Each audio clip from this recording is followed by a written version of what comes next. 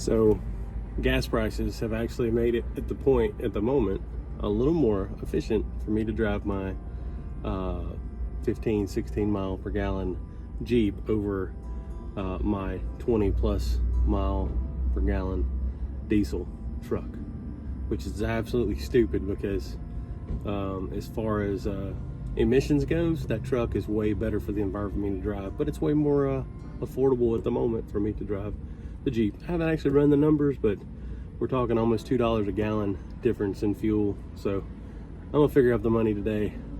It's easier to park the Jeep in the parking lot as well, so.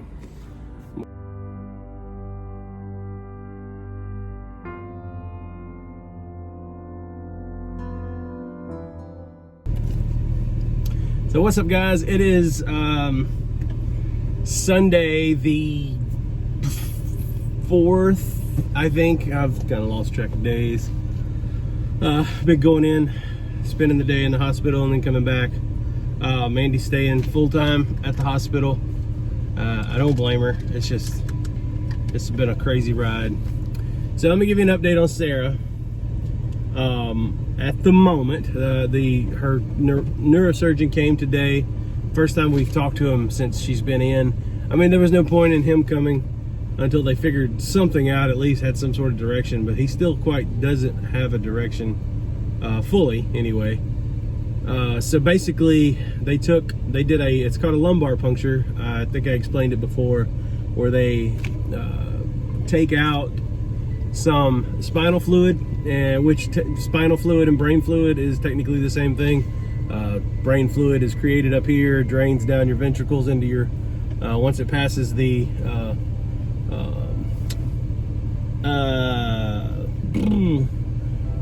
your brain stem, it becomes spinal fluid technically, but it's the same fluid. So it's kind of like, I hate to use the analogy, I'm always using car analogies. It's like pulling a dipstick on the oil pan, right? It's the same oil that's in the top of the engine as it is in the bottom. So they basically did a lumbar puncture, put the dipstick in, pulled out 4 vials, and a couple of vials. They did some initial tests just to see what was in it, like a blood test. It showed some critical amounts of white blood cells and some red blood cells mixed in with it. So then they sent the other samples off for a culture. It takes like 4 to 5 days. They said possibly tomorrow is our deadline, or tomorrow is the day. Like if we don't have a culture going by tomorrow, they're possibly going to have to do another lumbar puncture just to see if we have at least lessened the white blood cells. This could be something super rare. Again, it's been rare from the beginning, so definitely not surprising. I just pray she doesn't have to do that lumbar puncture again, because that is not nice to do. It's like a spinal tap. Oh, anyway, I watched it, and I'll probably have to watch it again. And poor baby, she's just and then her they're constantly having to rotate out IVs. These antibiotics are really, really harsh on the veins. Like, they eat the veins up. So it's like you run an IV for so long, and then they have to pull it out and do another one. So she's basically running out of veins. I say she's running out of veins. That may not be a thing, but definitely, like, they've done IVs all over both arms. So just pray for her there. But we don't have any answers. It's what did he call it? He called it aseptic meningitis, which is basically a side effect of some brain tumors where the blood gets mixed in with the spinal fluid and just causes some irritation and infection in it. And it's not caused by an external source. It's more just like a bodily irritation it's just blood being where it's not supposed to be and the body attacking it. That's what he's thinking is happening. He's not sure. Waiting on those cultures to grow. If they don't grow, you know, I don't know. We're waiting on that definite answer, and I don't know if we'll actually get a definite answer. But the idea is, if she has to have another lumbar puncture, that's to make sure that we are seeing her white blood cell count come down to where it's supposed to be, and less red mixed in with the spinal fluid. You know, all the things that were in the spinal fluid originally, making sure that they're at least lessening, coming down. So that's where we are at the moment. I wish I had a better update, but we are basically being told to expect to be in the hospital at least until Tuesday, maybe Wednesday. But they've got to get the lumbar puncture. So tomorrow's Monday. This is what I'm expecting based on what Mandy was told this morning. Tomorrow, if they don't get a culture back, maybe tomorrow late, they'll do the lumbar puncture. And we know that it takes like 24 hours or so to really get some good results on the spinal fluid. So then that pushes us into Tuesday and some final results before they kind of make their mind up. Absolute, I feel like earliest we'll get out of there is either late Tuesday or early Wednesday if everything continues to progress in a positive direction. So how is she feeling? She's feeling great.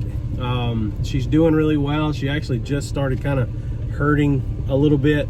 They've lessened, basically they loaded her up on pain meds when she went in the ER, and a lot of that has been tapered back down to a normal, more at home type amount of pain medication. So she's starting to, you know, just her incision where they cut her and things like that, it's starting to ache a little, so, which is absolutely normal. So yeah, so it just seems like she's kind of getting back to where she was the day before all of this started, which was the day after we, you know, had her post-op. So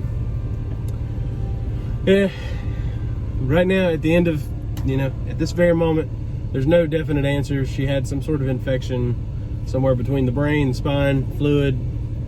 I mean, we know something went wrong, but they don't have any real answers. But the main thing right now is they've assured us that she will be okay, but they have to keep the antibiotics on her. So those of you following that are close to us, she's gonna be fine. It's just going through it. She's just got to get through it.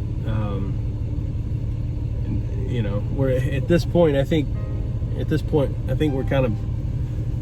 I hate to say we're numb. We're numb to it, but it's definitely. I don't know. Everything up till now is definitely like lessening the blow. It's just frustrating. So frustrating. And you know what? We're really fortunate. We really are. There's a lot of cases out there that are much worse than our family, but it's just frustrating. So, how's Mandy doing? Hard to get a fix on that. I think she's doing okay in a sense of physical. You know, is she healing okay? She's still taking all her post-op and pre-op meds. Her surgery is scheduled not this coming Wednesday, but the following. I think, if I got the day right. But so yeah, so she's basically within 2 weeks now. The 16th.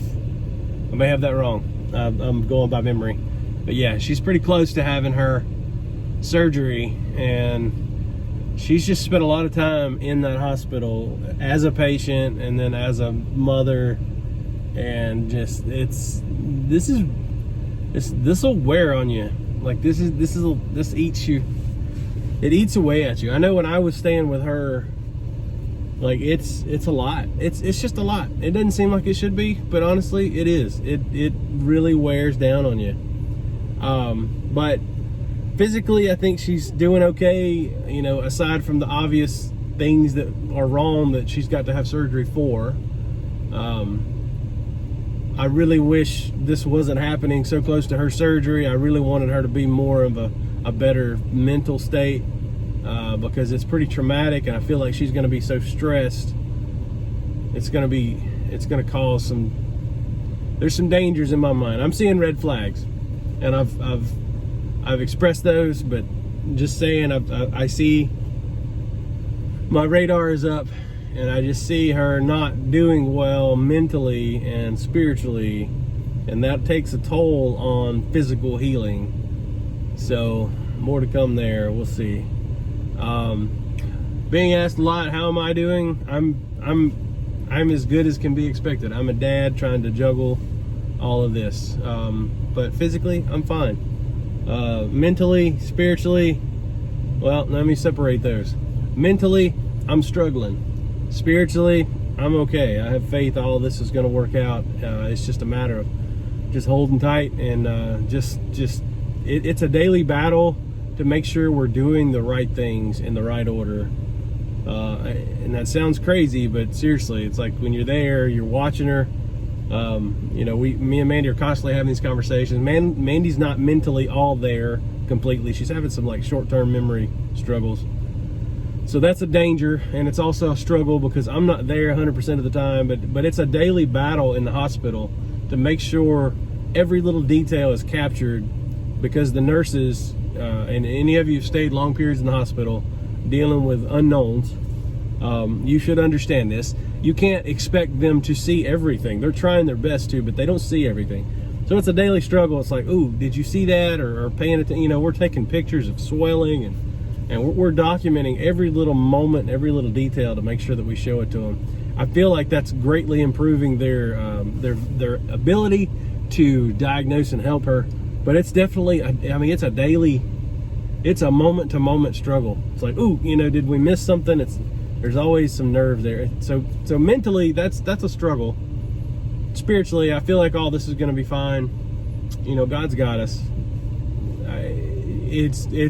It would be insane to think that God would bring us to this place in life, this moment in life, in the way that He did, and then think that He just had no way of intervening here. That would, I feel like that would be a little crazy. It just doesn't make any sense, you know. And I think of, you know, when I think of God and just what God is to us, you know, I truly love my kids. I love my wife. I love my family, and I know God, you know, is His thoughts and ways bigger than our ways. It would be crazy, and I'm just thinking from a father's aspect, and that's hard to do because I mean he's not human. But I'm just thinking if me as a father had prepped the way for something to take care of my kids, and then at the last minute to just, oh, my bad, and just let that go. That just doesn't make sense to me. So I've seen a plan laid out. I've seen things happen in an almost supernatural order. That I don't believe in happenstance. I do not believe. Any of you out there not believers in God, I'm just telling you right now, there's no such thing as happenstance. It just doesn't exist. I just don't think it exists. I think everything is some higher power. Everything comes from a higher power. So whatever you believe, take that how you will. But I don't believe in happenstance. I believe everything has a reason, everything has a purpose. Nothing is just for naught. So then I look back over the last few years, and I just see these things just laid out in the way that they were. I mean, it's almost like someone just throwing cookies, you know, out in front of a dog and just leading them along the way. We're not dogs, but you get the idea. An animal that doesn't understand the greater scheme of things around it. And I just feel like we were led right to this very moment. So I've already stated to you guys, there's no way. We already know Mandy wouldn't be here right now. Most likely would not be here right now if we were not this close to MD Anderson the night that I brought her to the ER. Sarah's other tumor, being that the other hospitals that we've dealt with, other neurologists that we've dealt with in the past, don't know enough about VHL, and they just really like to medicate and dismiss things. I don't think Sarah's would have been noticed like it was. They found things about Sarah that actually have nothing to do with this tumor or anything. Well, sorry. Historically speaking, and by records, she had some symptoms that had nothing to do on paper with what was inside her head that seemed to have went away since she's had this surgery. So they didn't chase the crazy, they chased what they knew. They said, hey, she's got VHL, let's look at this.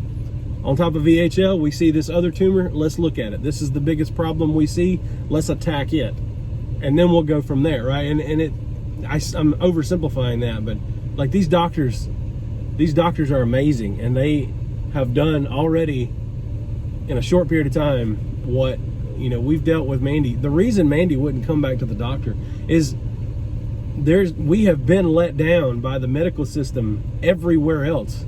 So any of you guys in the Alabama and Mississippi area, even West Florida, I think we've went as far as to go over into the Florida area to see a neurologist, or maybe that was Alabama, I can't remember.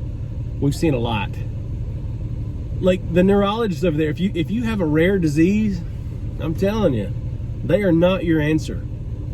If you got your basic everyday stuff happening, yeah, fine, deal with them. But if you got anything that your first doctor isn't able to go look up and go, oh yeah, I know a little about that, walk away.